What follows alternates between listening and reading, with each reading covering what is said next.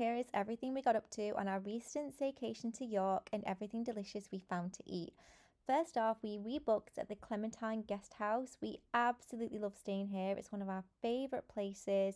Think four-poster beds, jacuzzis, bejeweled tones. It's just stunning, and the staff are always so welcoming, and it was the greatest start to my birthday, as was this glass of Prosecco. This stop of the day was the Shambles, which is one of the main touristy parts of York. It's where Diagon Alley was inspired from Harry Potter, and we went to all the ghost merchant stores as well, which I have been to before, but York is just a fantastic place for culture and history.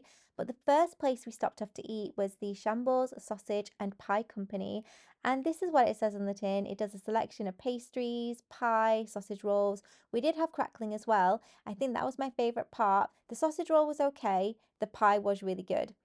Then, after wandering around some stores like the fudge shops, the little markets, and the independent Edinburgh Woolen Mill, we decided we wanted to go for something sweet. So we hunted down crumbles, which I've seen on Instagram. They specialize in different types of crumble, apple and blackberry. But the unique thing about this is it's served with either a hot or a frozen soft serve custard, which is absolutely exceptional. I loved this so much. Look at the consistency. It's like a yellow golden cloud.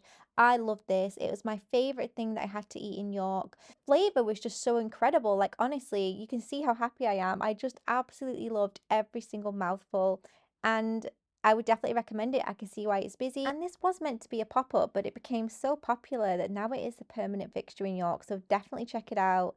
Then the heavens opened, so we hunkered down in the Guy Fawkes Inn to enjoy a Coke Zero and a pint until the rain subsided, and we headed over to the Cheesecake Guy, who was actually from the States. He was so nice and kind. We had a couple of things from his store. We had the burnt lemon cheesecake, and we also had one of these little miniatures with a little raspberry on top. We enjoyed it so much that we actually went back the next day and got the lemon meringue mini as well, which was equally as delightful. In an attempt to work off some of the calories that we consumed, we went to this beautiful public garden, which absolutely took my breath away. It was so stunning. It looked like something you'd see in Pride and Prejudice. I feel like we must have experienced every type of micro season in York, because the sun was back out and we headed over to the York Chocolate Story before going back to our hotel to decide where we wanted to go for dinner. Stayed in the Chocolate Orange Suite, and look at how gorgeous it is. This huge four-post bed, chandelier, and these gorgeous little elephant towels that they prepared for us. Kit Kats. I mean, what more could you want? Everything was so accessible, everything was so lovely, warm, and if that wasn't enough, it led on to this huge ensuite with these amazing statement tiles on the floor and this huge jacuzzi, which also had these lights around it as well. We spent the majority of our evening with a bottle of Prosecco in this hot tub, but first we went to dinner, and I wasn't sure what to wear because I wasn't sure where we were going, so I just opted for this little chocolate brown mini skirt. But we ended up in Mumbai Lounge. Now, the food was okay. The atmosphere was quite loud. It wasn't my favorite, and the food was just lacking. Wasn't my favorite curry.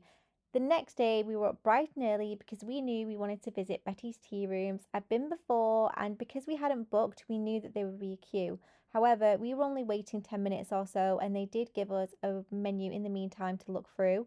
But I knew what I wanted. I was always going to go for the full English breakfast with a pot of tea, and my husband opted for I think it was a toasted bacon and sausage muffin, and the tea was delicious. It was really flavorful, and it was just such a lovely experience because we got to sit near a window and people watch. This was so delicious. There was not 1 ounce of grease on that plate. Everything was cooked to perfection, everything was seasoned to perfection, and I loved every single mouthful. Even the toast, everything about it was just so lovely. I adored it. We knew we could not leave Betty's without going for a sweet treat, and there was so much to choose from, but in the end we went for this cake slash pastry hybrid in the shape of a heart with fresh cream and berries and fruit in the middle.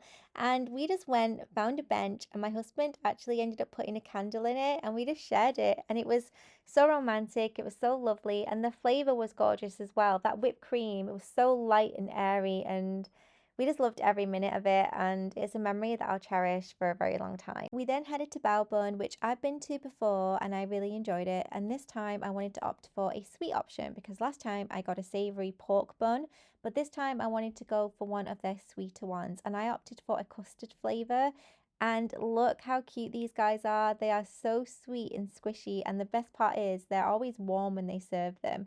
And as soon as you bite in, the consistency is just incredible. Look how squishy this custard is. But then my husband wanted to try a macaron, and I'm not going to butcher the name of this bakery because I'm not sure, but we opted for a pistachio flavored macaron. It was delicious. I'm not typically a macaron girly, but this one was lovely. I knew I couldn't go to York without visiting the fabulously rich gelato bakehouse, and I opted for I think it was a raspberry and cream swirl, and honestly, this just looked like a cloud. The cream was light and delicious, but the fruit was tart and tangy, and that sweetness versus the creaminess. It was just lovely and the consistency was gorgeous as well. I wanted to end on something savory, so we went to the Yorkie Pud. This is meant to be viral. I've seen it all over Instagram, and they basically do Yorkshire pudding wraps, sandwiches, and you can have them with beef, turkey, pork. We opted for a beef, and honestly, I don't get the hype. Mine was a little bit dry, a little bit under seasoned. Now you can buy additional pots of gravy, but I feel like you shouldn't really need to. I feel like it should be amazing, and I love a Yorkshire pudding, so this was really disappointing to me. I wouldn't recommend it. I wouldn't go again. And that is everything that we got up to and that we ate during our trip to York. I hope you enjoyed it. Have you guys been? Will you go to any of these places? Let me know.